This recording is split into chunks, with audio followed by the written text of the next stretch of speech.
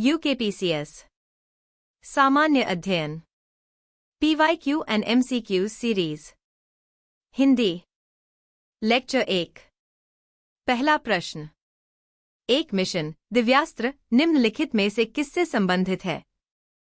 A. MIRV तकनीक से, B. पृथ्वी missile प्रणाली से, C. माउंटेड गन प्रणाली से, D. टोही वाहन से। इस प्रश्न का उत्तर है A.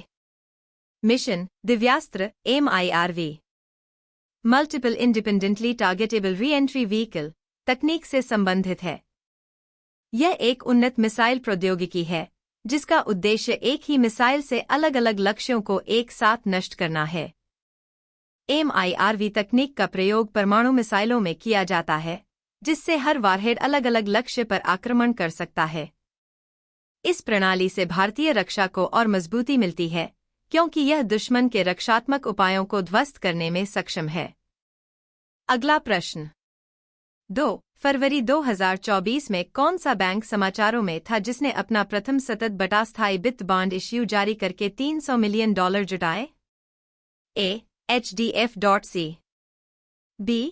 South Indian bank C. Axis bank Urdu D. Yes bank. इस प्रश्न का उत्तर है A. फरवरी 2024 में HDF.C बैंक ने अपना पहला स्थायी सतत वित्त बॉन्ड इश्यू जारी किया जिसके माध्यम से उसने $300 मिलियन जुटाए। इस बॉन्ड का उद्देश्य बैंक की पूंजी संरचना को सुदृढ़ करना और उसकी वित्तीय स्थिति को मजबूत करना था। HDF.C बैंक की यह पहल अंतर्राष्ट्रीय वित्तीय बाजार में उसकी स्थिति को मजबूत करने में मदद करेगी। अगला प्रश्न 3 कवि गुलजार के अलावा 58वें ज्ञानपीठ पुरस्कार के अन्य प्राप्तकर्ता कौन हैं? A. Damodar Mauzo B. Krishna सोपती C. Jagadguru Rambhadracharya D. Manoj Muntashir. इस प्रश्न का उत्तर है C. 58वें ज्ञानपीठ पुरस्कार के अन्य प्राप्तकर्ता जगद्गुरु रामभद्राचार्य हैं। यह पुरस्कार उन्हें हिंदी साहित्य में उनके योगदान के लिए प्रदान किया गया था। गुलजार को भी इस वर्ष ज्ञानपीठ पुरस्कार प्राप्त हुआ, लेकिन उनके साथ इस पुरस्कार का सम्मान जगद्गुरु रामभद्राचार्य को भी दिया गया। जगद्गुरु रामभद्राचार्य का योगदान विशेष रूप से भारतीय धर्म, संस्कृति और साहित्य के क्षेत्र में महत्वपूर्ण रहा है, जो उन्हें इस उच्च सम्मान का पात्र बनाता है। अगला प्रश्न 4 भारत सरकार ने ओस्मार्ट योजना को 2026 तक आगे बढ़ा दिया है जिसका उद्देश्य है A. आउटर स्पेस अंतरिक्ष विकास कार्य B. ऑप्टिकल फाइबर उत्पादन R&D C. स्मार्ट शहरों में ऑक्सीजन प्लांट D. महासागर ओशन विकास कार्य। इस प्रश्न का उत्तर है D. भारत सरकार ने ओस्मार्ट योजना को 2026 तक बढ़ाने का निर्णय लिया है जिसका मुख्य उद्देश्य महासागर ओशन विकास कार्य करना है। यह योजना समुद्री संसाधनों का उपयोग और संरक्षण बढ़ाने, समुद्र में संभावनाओं की खोज और समुद्री विज्ञान के क्षेत्र में अनुसंधान को बढ़ावा देने के लिए बनाई गई है। इसके तहत समुद्री जैविक संसाधनों की खोज, महासागर की गहरी समझ और जलवायु परिवर्तन से निपटने के उपायों पर काम किया जाएगा। अगला प्रश्न 5 ज्योति अत्रे से पहले माउंट एवरेस्ट पर चढ़ने वाली सबसे उम्रदराज भारतीय महिला का रिकॉर्ड किसके नाम था? A. Piyali Basak B. Sangeeta Bahl C. Shefali Singh D. Kamya. इस प्रश्न का उत्तर है B. Sangeeta Bahl mount Everest पर चढ़ने वाली सबसे उम्रदराज भारतीय महिला थी। इससे पहले ज्योति अत्रे ने यह रिकॉर्ड तोड़ा। संगीता बहल ने 2011 में माउंट एवरेस्ट पर चढ़ाई की थी और उस समय उनकी उम्र 43 साल थी। वह एक पर्वतारोही और प्रशिक्षक हैं। उनके साहसिक अभियान ने महिलाओं के लिए प्रेरणा का कार्य किया और भारतीय पर्वतारोहण समुदाय में उनका योगदान महत्वपूर्ण रहा है। अगला प्रश्न 6 किस शहर में 37वें राष्ट्रीय खेलों का उद्घाटन अक्टूबर 2023 में हुआ था? A. Ranchi Jharkhand B. Indore Madhya Pradesh C Bambolim, Goa. D Guwahati, Assam. इस प्रश्न का उत्तर है सी। 37वें राष्ट्रीय खेलों का उद्घाटन बाम्बोलिम, गोवा में अक्टूबर 2023 में हुआ था। गोवा ने पहली बार राष्ट्रीय खेलों की मेजबानी की थी। इन खेलों में विभिन्न खेलों के प्रतियोगिताएं आयोजित की गई और देश भर के एथलीटों ने भाग लिया। गोवा में इस आयोजन ने खेल संस्कृति को बढ़ावा देने और क्षेत्रीय खेलों में सुधार की दिशा में महत्वपूर्ण कदम उठाया है। बाम्बोलिम का उद्घाटन स्थल खास तौर पर खेलों की उच्च गुणवत्ता को प्रदर्शित करने के लिए चुना गया था। अगला प्रश्न। 19वें एशियन गेम्स हांगझो 2023 में भारत को कुल कितने स्वर्ण पदक प्राप्त हुए थे? ए 28, बी 38, सी 26, डी 36। इस प्रश्न का उत्तर है ए। 19वें एशियन गेम्स हांगझो 2023 में भारत ने 28 स्वर्ण पदक प्राप्त किए थे। इस खेल आयोजन में भारत का प्रदर्शन शानदार रहा और उसने कुल 107 पदक जीते, जिसमें स्वर्ण, रजत और कांस्य पदक शामिल थे। भारत के एथलीटों ने विभिन्न खेलों में उत्कृष्ट प्रदर्शन किया, जैसे कि कुश्ती, शूटिंग, बैडमिंटन और एथलेटिक्स में। यह भारत के लिए ऐतिहासिक उपलब्धि थी और उसने एशियाई खेलों में अपनी स्थिति को मजबूत किया। अगला प्रश्न। 8 फरवरी 2024 में यूनाइटेड किंगडम के किंग चार्ल्स III से मानद नाइटहुड प्राप्त करने वाले पहले भारतीय नागरिक कौन हैं? ए आनंद महिंद्रा, बी सुनील भारती मित्तल, सी रतन टाटा, डी मुकेश अंबानी। इस प्रश्न का उत्तर है बी।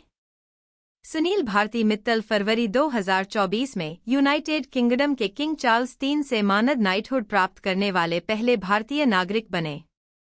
यह सम्मान उन्हें उनके वैश्विक व्यापारिक योगदान, सामाजिक विकास के लिए किए गए कार्यों और विशेष रूप से भारत में दूरसंचार क्षेत्र में उनके योगदान के लिए दिया गया। सुनील मित्तल की कंपनी भारती एंटरप्राइजेज ने भारत में मोबाइल सेवा के विस्तार में महत्वपूर्ण भूमिका निभाई है। यह पुरस्कार उनके व्यावसायिक और सामाजिक योगदान की सराहना है। अगला प्रश्न। 9 निम्न में से कौन सी फिल्म 96वें अकेडमी अवार्ड में सर्वश्रेष्ठ एनिमेटेड फीचर फिल्म के खिताब की विजेता थी? A the boy and the heron, B elemental, C robot ड्रीमगया, डी वॉर इज ओवर। इस प्रश्न का उत्तर है A. The boy and the heron 96वें अकेडमी अवार्ड्स में सर्वश्रेष्ठ एनिमेटेड फीचर फिल्म के खिताब की विजेता थी। यह फिल्म प्रसिद्ध जापानी निर्देशक हयाओ मियाज़ाकी द्वारा निर्देशित थी और स्टूडियो घिबली की प्रोडक्शन थी। फिल्म में भावनात्मक और जादुई तत्वों का संगम था, जो दर्शकों को गहरे स्तर पर प्रभावित करता है। यह पुरस्कार मियाज़ाकी के शानदार निर्देशन और उनकी फिल्मों के जादुई और कल्पनाशील पहलुओं को मान्यता देता है। अगला प्रश्न। 10 डेनियल काहनेमन, जिनका मार्च 2024 में निधन हुआ था, को 2002 में नोबेल पुरस्कार किस विषय में दिया गया? ए साहित्य, बी समाजशास्त्र, सी मनोविज्ञान, डी अर्थशास्त्र। इस प्रश्न का उत्तर है डी। डेनियल काहनेमन को 2002 में नोबेल पुरस्कार अर्थशास्त्र के क्षेत्र में दिया गया था। उन्हें यह पुरस्कार सर्वोत्तम निर्णय लेने की प्रक्रिया और मानव व्यवहार के आर्थिक निर्णयों पर प्रभाव को समझने के लिए दिया गया। काहनेमन और उनके सहयोगी एमोस टवर्स्की ने मनोविज्ञान और अर्थशास्त्र के बीच अंतर को पाटते हुए न्यूरोसाइंस और व्यवहारिक अर्थशास्त्र में महत्वपूर्ण योगदान दिया। उनके शोध ने यह समझने में मदद की कि लोग अक्सर अनिश्चितता और जोखिम के मामलों में कैसे निर्णय लेते हैं। अगला प्रश्न। 11 राष्ट्रीय युवा संसद महोत्सव 2024 में प्रथम पुरस्कार किसने जीता है? ए अंशिका सिंह, बी यतिन भास्कर दुग्गल, सी राधिका गोयल, डी कनिष्का शर्मा। इस प्रश्न का उत्तर है बी। राष्ट्रीय युवा संसद महोत्सव 2024 में यतिन भास्कर दुग्गल ने प्रथम पुरस्कार जीता है। इस महोत्सव का आयोजन भारत सरकार के युवा मामलों और खेल मंत्रालय द्वारा किया जाता है, जो युवा व्यक्तित्व को मंच प्रदान करता है। यतिन भास्कर दुग्गल ने अपने उत्कृष्ट भाषण और विचारों से निर्णायकों को प्रभावित किया। यह पुरस्कार उन्हें उनके विचारशीलता, ज्ञान और सार्वजनिक मंच पर आत्मविश्वास के लिए दिया गया, जो एक प्रेरणा बन गया है। अगला प्रश्न 12 प्रवासी भारतीय दिवस (पीबीडी) या एनआरआई दिवस भारत में हर वर्ष किस तिथि को मनाया जाता है? ए 19 जनवरी, बी 9 जनवरी, सी 11 जनवरी, डी 12 जनवरी। इस प्रश्न का उत्तर है बी प्रवासी भारतीय दिवस (पीबीडी) या एनआरआई दिवस भारत में हर वर्ष 9 जनवरी को मनाया जाता है। इस दिन की महत्वता इसलिए है क्योंकि 9 जनवरी 1915 को महात्मा गांधी दक्षिण अफ्रीका से भारत लौटे थे और यह दिन उनके ऐतिहासिक यात्रा का प्रतीक है। इस दिन को मनाने का उद्देश्य विदेशों में बसे भारतीयों के योगदान को सराहना और उनकी सामाजिक, सांस्कृतिक और आर्थिक भूमिका को भारत के विकास में मान्यता देना है। अगला प्रश्न 13 मार्च 2024 में किसने सीमा सुरक्षा बल की पहली महिला निशानेबाज के रूप में इतिहास में अपना नाम दर्ज करवाया? ए अनुपमा सिंह, बी सपना सिंह, सी सुमन कुमारी, डी वसुधा गुप्ता। इस प्रश्न का उत्तर है सी सुमन कुमारी ने सीमा सुरक्षा बल (बीएसएफ) की पहली महिला निशानेबाज के रूप में मार्च 2024 में इतिहास में अपना नाम दर्ज करवाया। सुमन कुमारी ने बीएसएफ के प्रशिक्षण में शानदार प्रदर्शन किया और निशानेबाजी के क्षेत्र में उत्कृष्टता हासिल की। उनका यह कदम न केवल महिलाओं के लिए प्रेरणा का स्रोत है, बल्कि यह सुरक्षा बलों में महिलाओं की भूमिका को भी और मजबूत बनाता है। सुमन का योगदान बीएसएफ की सेवा में महत्वपूर्ण माना जाता है।